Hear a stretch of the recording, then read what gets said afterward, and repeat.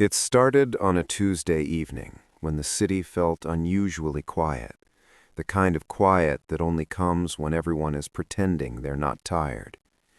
Ethan stood on the platform at the elevated train station in Queens, watching the tracks vibrate before the train arrived. He had his phone in his hand, scrolling without really seeing anything, thinking about the meeting he'd bombed that afternoon and the email he still hadn't answered from his mother. When the drain doors opened, he stepped inside without looking up, found a pole, and leaned his forehead against the cool metal.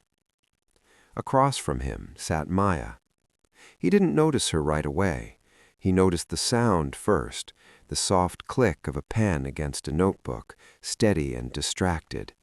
Then he noticed the way she kept pausing, staring out the window as if the darkness outside might offer a better sentence than the one she'd just crossed out. When their eyes met briefly, they did that polite, practiced thing strangers do, a quick acknowledgement, nothing more. Still, something about it lingered with him longer than it should have. They got off at the same stop. That alone didn't mean anything. Half the car did. But they walked at the same pace up the stairs, through the turnstiles, out into the street where the smell of wet pavement and street food mixed in the air. Ethan realized he was unconsciously matching his steps to hers. When she stopped suddenly to check her phone, he nearly walked into her. "Sorry," he said automatically. She smiled, a small one, apologetic. "My fault. I'm bad at walking and thinking at the same time." He laughed, surprised by how easy it felt. "Same. It's a dangerous combination." They stood there for a second longer than necessary, neither of them moving. Then she gestured down the block. "I'm going that way." "Me too," he said, and felt oddly relieved. They walked together without formally deciding to, talking about nothing important at first, the train delays, the weather, the way the city always seemed louder when you were already tired. By the time they reached the corner where she turned toward her apartment, it felt strange to stop. "I'm Maya," she said. "Ethan." She hesitated, then added, "There's a cafe on this block that stays open late, if you ever need a place to think and walk badly at the same time." He nodded. "I might take you up on that." They did, a few nights later. Then again the following week. The cafe was narrow and dim, with scratched wooden tables, and a barista who never wrote names on cups, just slid them across the counter like small offerings. Ethan learned that Maya worked in marketing for a nonprofit she believed in but was slowly burning out from. Maya learned that Ethan was an assistant editor at a publishing house, trying to convince himself that waiting his turn was part of the plan and not just avoidance.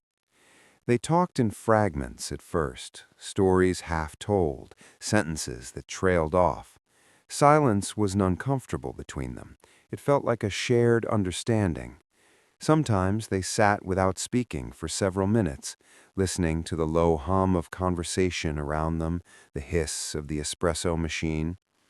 Ethan found himself saying things he usually edited out of his own life, small admissions he didn't know how to carry alone anymore. One night, Maya said, almost casually, "I'm probably moving." Ethan looked up from his coffee. "Moving?" "Chicago, maybe. My organization wants me there. Promotion, technically." She shrugged. "I haven't decided." He nodded, careful. "That's big." "Yeah," she said, "it is." After that, something shifted. Not dramatically, not all at once, but subtly, like the air pressure changing before rain. Ethan noticed the way he listened more closely to everything she said, as if trying to memorize her voice. Maya noticed the way he lingered when they said goodbye, his hand hovering near hers before dropping back to his side. They still didn't call what they were doing anything. They never said date. They never defined the edges. It made everything feel both lighter and heavier at the same time. One evening, as they walked along the river, the city lights reflecting in broken lines on the water, Maya stopped and leaned against the railing. Do you ever feel like you're constantly preparing for a version of your life that hasn't shown up yet? Ethan thought about it. Yeah, he said, like I'm always waiting for permission. She smiled at that, but there was sadness in it. Exactly. He wanted to tell her that she felt like an interruption to that waiting, like a reminder that something was already happening. Instead, he said nothing. The words stayed lodged in his chest, heavy and unspoken. The night they finally crossed the line, it wasn't planned. It was late, and the cafe had closed early. They walked back to Maya's apartment because it was closer, the air sharp with cold. Inside, her place was quiet and warm, books stacked in uneven piles, a single lamp casting soft shadows. They stood awkwardly near the door, coats still on. Maya laughed under her breath. This feels like the part where we pretend we don't know what's about to happen. Ethan smiled, nervous. We could still pretend. She shook her head, stepped closer. I'm tired of pretending. The kiss was slow, tentative, like a question neither of them rushed to answer. When they finally pulled apart, there was a moment of stillness, both of them breathing harder than expected. Later, lying side by side, the city murmuring through the window, Ethan felt a quiet fear settle in alongside the warmth. He didn't say it, but he thought it clearly. This is going to hurt. They fell into something that looked like a relationship if you squinted, but neither of them named it. Mornings together, evenings apart, texts that were thoughtful but never demanding. They both knew about Chicago, the looming decision, but it lived mostly in the background, an unspoken countdown. Ethan's job grew more intense. His supervisor hinted at a possible promotion, more responsibility, longer hours. It was the thing he'd been working toward for years. When he told Maya, she congratulated him sincerely, but her eyes drifted away for a second, as if she were calculating something. I'm happy for you, she said. Really. He believed her. That almost made it harder. One night, she finally said it.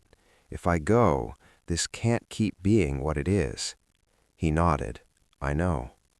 They sat in silence, the weight of that sentence filling the room. Neither of them offered solutions. It felt like a problem with no version that didn't cost something. Maya got the official offer in early spring. She told Ethan over dinner, her voice steady but tight. They want an answer in 2 weeks. That's soon, he said. Yeah. He wanted to tell her to go. He wanted to be the kind of person who didn't ask someone to stay smaller for him. But he also wanted to ask her to stay, selfishly, honestly. What do you want? He asked instead. She looked at him for a long moment. I don't know how to choose between the life I've been building and the life that feels like it's just starting. He reached for her hand. I don't want to be the reason you don't go. And I don't want to resent you for leaving, she said softly. They both understood that neither of those outcomes was entirely within their control. The last week before her decision felt suspended in time. Everything they did carried an extra layer of meaning. Every laugh felt fragile. Every argument, small, careful disagreements about nothing important, felt loaded. One evening they fought for real, not loudly, not cruelly, but honestly, about distance, about expectations, about how unfair it felt to have to be mature about something that hurt. I just wish, Maya said, her voice breaking slightly, that this had happened at a different point in my life. Ethan nodded, throat tight. Me too. They didn't resolve anything that night. They went to sleep turned slightly away from each other, close enough to touch, far enough to feel the gap. Maya decided to go. She told him on a Sunday afternoon, sunlight pouring through the windows. I said yes. Ethan felt the words land, heavy but not surprising. Okay, he said. I leave in a month. They held each other then, quietly, the kind of embrace that wasn't about reassurance, but acknowledgement. This was real. This mattered. They didn't break up immediately. They tried to enjoy what was left without pretending it wasn't ending. It was both tender and painful, every moment sharpened by its limit. After she left, the city felt louder again. Ethan threw himself into work, accepted the promotion when it came. His life looked successful from the outside.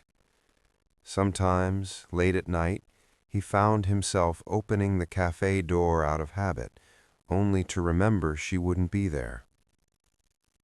Maya sent a postcard once, a picture of the Chicago skyline at dusk. No long message, just, "I hope you're well." He kept it on his desk. Months later, Ethan stood on the same train platform, older in ways that had nothing to do with time. He watched the tracks, felt the vibration, and thought about how some connections don't fail because they're weak, but because they arrive at the wrong moment. When the train came, he stepped inside, carrying the quiet knowledge that some love isn't meant to last, only to leave its mark. And as the doors closed, the city moving on around him, he let himself pause there, just for a breath, remembering what it had felt like to almost stay.